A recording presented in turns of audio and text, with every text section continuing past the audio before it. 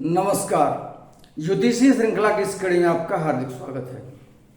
कुंडली के द्वारा जातक के कुटुंब के विषय में जानकारी, इस विषय के अध्ययन के क्रम में अभी हम पुत्र संबंधी बातों का विचार कर रहे हैं। और पिछले वीडियो में हमने दत्तक पुत्र से संबंधित कुछ ज्योतिषीय सूत्रों का अध्ययन किया था। आइए इसी क्रम में आगे बढ़ते हैं और दत्तक पुत्र या पोष्य पुत्र के संबंध में जो अन्य ज्योतिषीय सूत्र हैं उनका अध्ययन करते हैं। यदि लग्नेश पंचमस्थ हो और पंचमेश लग्नस्थ हो तो जातक स्वयं पोष्य पुत्र के रूप में लिया जाता है। लग्नेश और पंचमेश दोनों आपस में स्थान परिवर्तन करते हो। लग्न का स्वामी पंचम भाव में, पंचम का स्वामी लग्न स्थान में बैठा हो तो ऐसा जातक स्वयं किसी के द्वारा गोद लिया हुआ रहता है।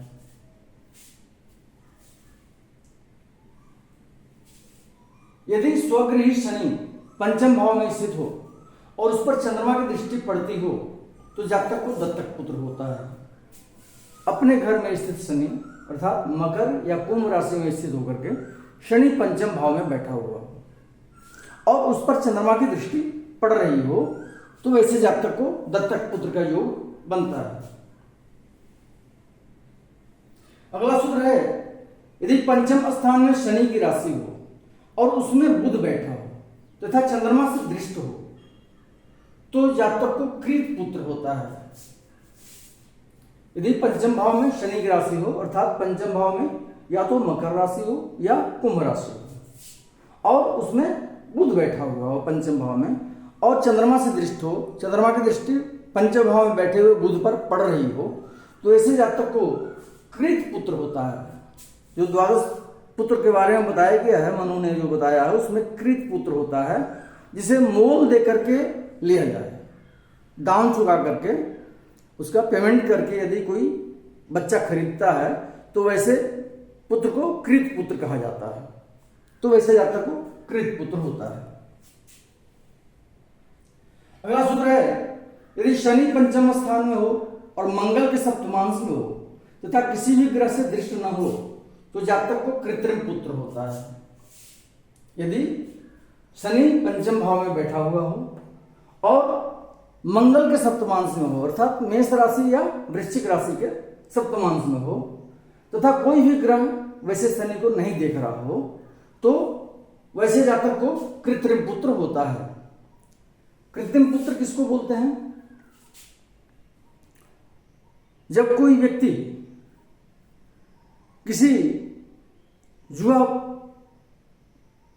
को अपने पुत्र के रूप में अंगीकार करता है और उसको पुत्र के रूप में स्वीकार करता है और पुत्र का समस्त दायित्व उसको सौंपता है बिना उस युवा के माता पिता की आज्ञा के, तो वैसे जातक को हम कृत्रिम पुत्र कहते हैं।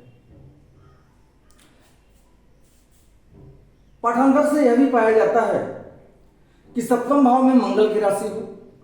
किसी विद्वान ने कहा है कि सप्तम भाव में मंगल की राशि अर्थात मेष राशि या वृश्चिक राशि हो और पंचम भाव में शनि बैठा हो तो वैसे जातक को कृत्रिम पुत्र होता है। अगला सूत्र है, यदि मंगल पंचम स्थान में बैठा हो और पंचम स्थान शनि के वर्ग का हो तथा मंगल सूर्य से दृष्ट भी हो तो वैसे बालक को पोष्य पुत्र बनाता है जिसे माता अथवा पिता अथवा दोनों त्याग देते हैं। मंगल पंचम स्थान में बैठा हुआ हो और पंचम स्थान शनि के वर्ग का हो अर्थात या तो मकर राशि हो या कुंभ राशि हो यहाँ पे और उस मंगल पर सूर्य की दृष्टि भी पड़ रही हो तो जातक वैसे बच्चे को अपना पोष्य पुत्र के रूप में अंगीकार करता है जो या तो माता के द्वारा या पिता के द्वारा या दोनों के द्वारा त्याग दिया जाता है। ऐसे पुत्र को क्या कहते हैं? अपविद्ध पुत्र कहते हैं। द्वादश पुत्रों में इसको अपविद्ध पुत्र कहा जाता है। अगला सूत्र है, यदि पंचम स्थान में कोई पूर्ण बलि ग्रह बैठा हो तथा पंचमेश पर उसकी दृष्टि न हो तो जातक को दत्तक पुत्र होता है। पंचम स्थान में कोई ग्रह बैठा हो जो एकदम पूर्ण रूप से बलवान हो और पंचमेश को नहीं देखता हो पंचम भाव के स्वामी पर उसकी दृष्टि नहीं पड़ रही हो, तो ऐसे जातक को दत्तक पुत्र होता है। अगला सूत्र है, यदि लग्न में युग्म राशि हो और पंचमेश चतुर्थस्थ हो अथवा पंचमेश शनि के नवांश में हो तो जातक को दत्तक पुत्र होता है। लग्न में युग्म राशि हो, युग्म राशि मतलब